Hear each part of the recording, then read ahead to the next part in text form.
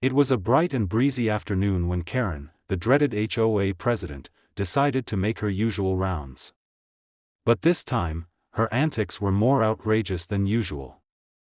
I was busy in my garage, fixing a few things and minding my business, when I heard the unmistakable hum of a golf cart approaching. Looking up, I saw Karen driving straight down my driveway, her eyes fixed ahead like she owned the place. Without a care in the world, she steered the golf cart right into my garage, stopping just short of hitting my car. "Excuse me. What do you think you're doing?" I called out, stepping into the garage with a mix of disbelief and frustration. She looked at me with that smug expression she always wore, the one that said she thought she was above everyone else.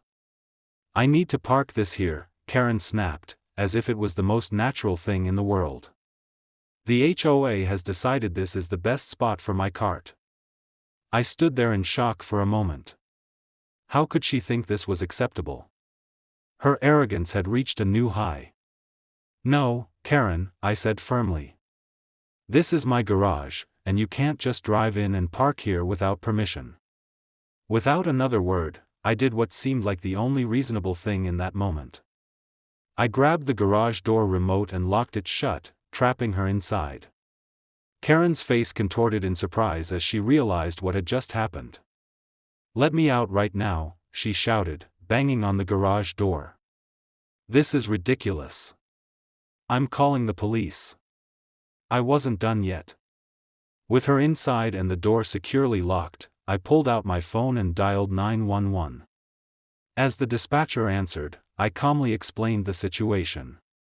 "Yes, I have a woman who illegally drove her golf cart into my garage, and she's refusing to leave.